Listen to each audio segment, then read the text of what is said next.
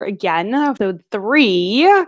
And today we are talking about what do you make?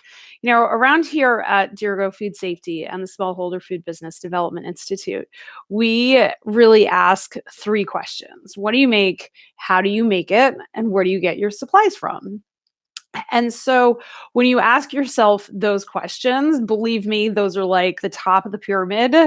And there are so many other questions that you end up asking after you start answering those questions. So, yesterday we covered minimum viable product.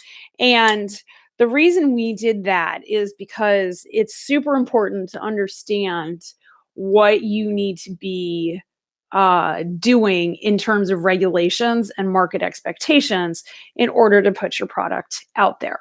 So, yesterday we covered your minimum viable product from the perspective of the regulations and getting third party audits. All right. If you have questions about that, go listen to episode 2, send us a DM. We'd be happy to talk to you about what all that stuff means. And if you have really specific questions about how your food is regulated, that's what we're here for. Like, just DM me and I'm happy to answer those.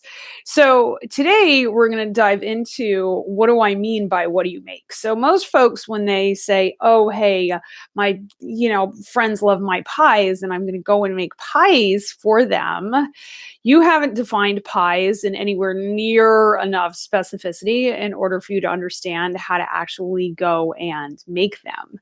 So taking that example of pies, let's start with the what do you make question.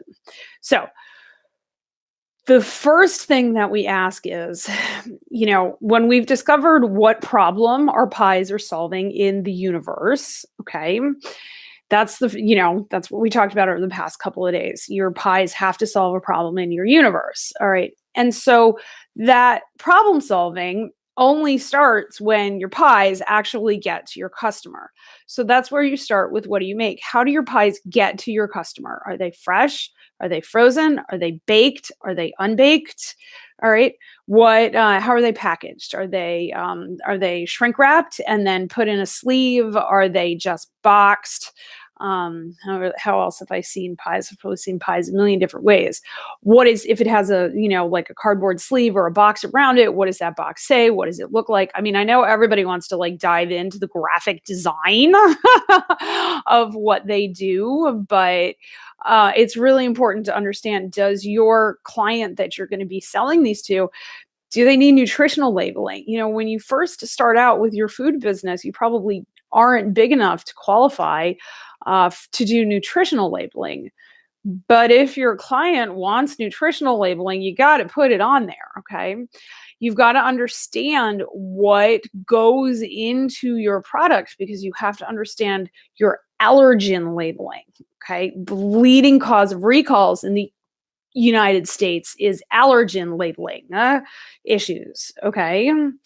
So you've got to label allergens correctly, or else your product is in the marketplace illegally. All right. So that means ingredient statements and things like that. We do it in decreasing order. And if you have a major allergen, you can either put it in your ingredient statement, but it has to be the common name of that allergen. So, what are the allergens? Well, we'll go over them: dairy, eggs, wheat, soy, shellfish, scalefish, tree nuts, and peanuts. Okay. And so for tree nuts, it has to say the common name of the allergen. So almonds, walnuts, pecans.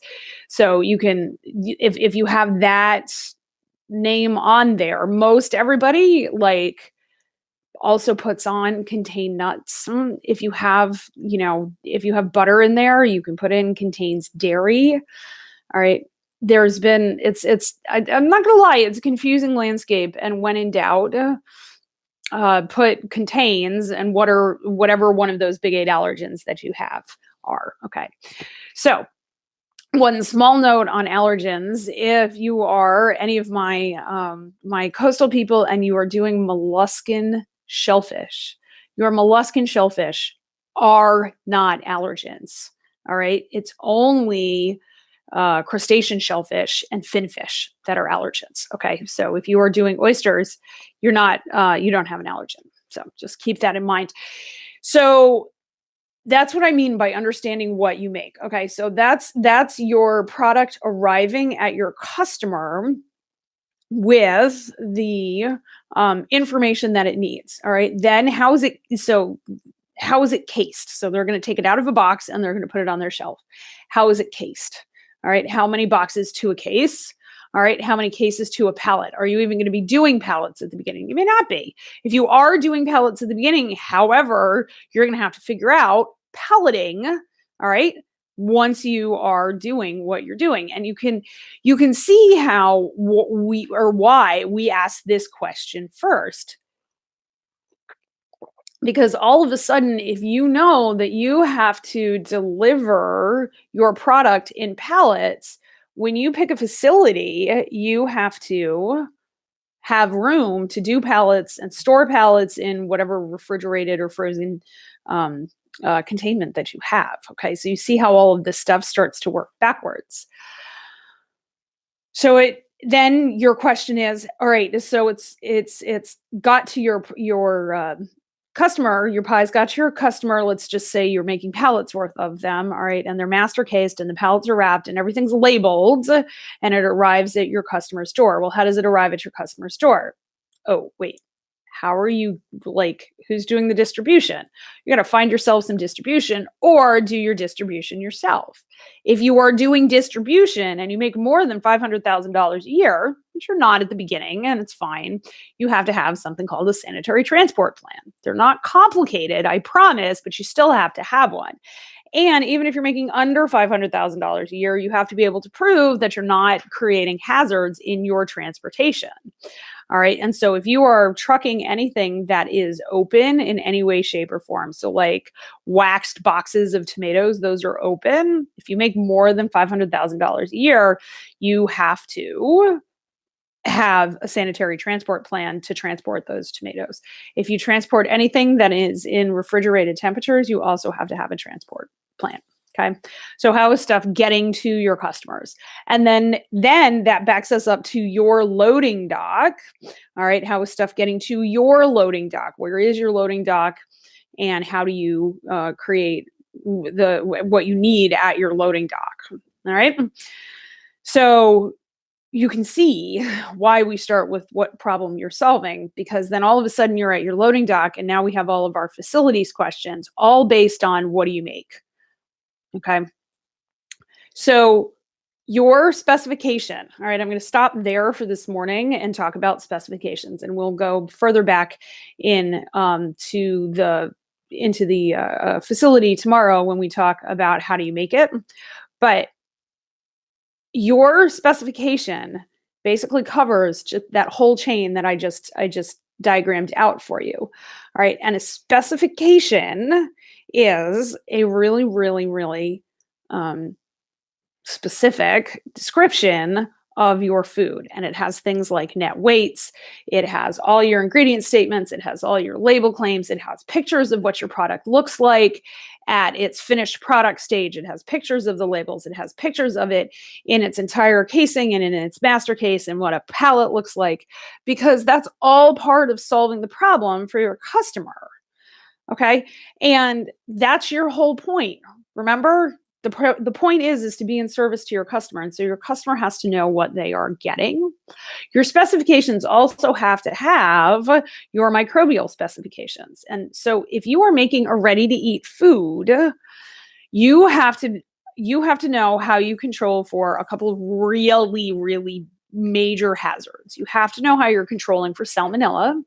All right. And if you are doing almost anything that has a salmonella hazard in it, which is just about everything, you need to be able to prove a 5 log reduction in salmonella. That means you have killed 5 logs worth of salmonella. All right. Now a log is a measurement like a dozen. Okay. And it denotes 10 of something. So 1 log is 10, 2 logs is 100, 3 logs is 1,000. You have to be able to document that you've killed 100,000 bacteria, specifically salmonella, in your process. This is a lot harder than it sounds for most FDA covered products. Okay. So if you have an FDA covered product, you got to stop here and understand whether or not salmonella is a hazard reasonably likely to occur or known or reasonably foreseeable in your food. All right. And figure out how you are going to kill it. So that's salmonella. Shigatoxin E. coli. Shigatoxin E. coli is reasonably likely to occur, is what we say, or known and reasonably foreseeable in all products that contain flour. All right. We discovered Shigatoxin E. coli in flour a couple of years ago, and now all bakery products must be cooked to control for Shigatoxin E. coli 0121. Okay. The 0121 is like what we call the serotype. There are other kinds of Shigatoxin E. coli. If you are doing meat and poultry, if you have beef, if you produce beef, you must you must put your, if it's ready to eat beef, you must put it out there with a control for 6 different serotypes of Shigatoxin E. coli. Okay, there are ways of doing that. It's not that complicated if you're cooking beef. All right, it's more complicated if you are putting um, like a Brecciola, like a whole muscle cure. It's a little more complicated to get rid of the Shigatoxin E. coli. It's not impossible. We can do it.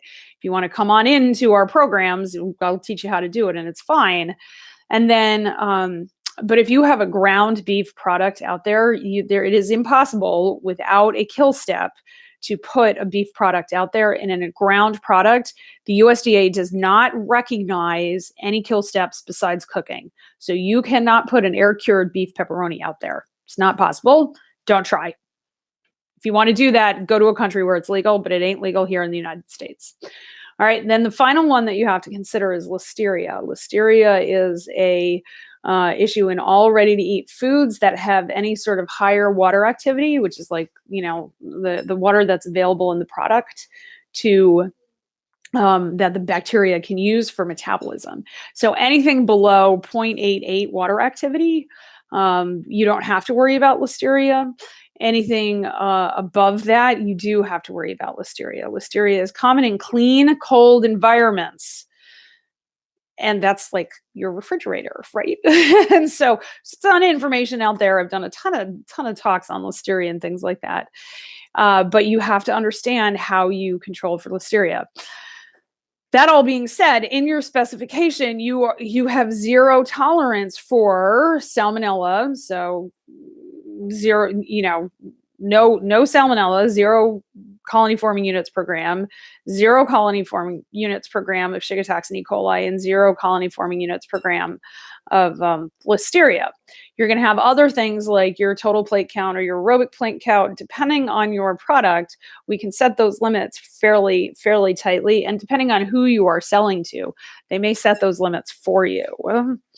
So that's the kind of stuff that I'm talking about. You need to know all of that stuff to be able to solve a problem for your customer, because your customer can't get foodborne illness. The leading cause of food businesses going out of business is a recall, and that's not what you went into business for.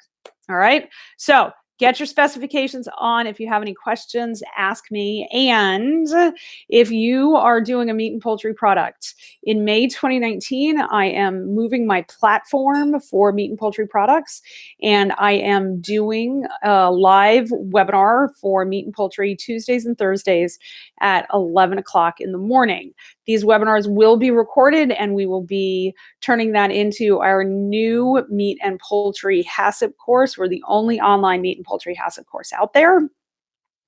And this is the course that you need in order to get USDA grants of inspection for your product, or to be able to sign off on USDA paperwork for your USDA granted institution. All right. So if you have any questions about that, send us a DM. We are here. We do life coaching, and we do food safety systems consulting, and we take those two and we combine them so that we can make amazingly wealthy food businesses, because the way to sustainable agriculture is through profitable agriculture, my friends. So everybody, you have a great day.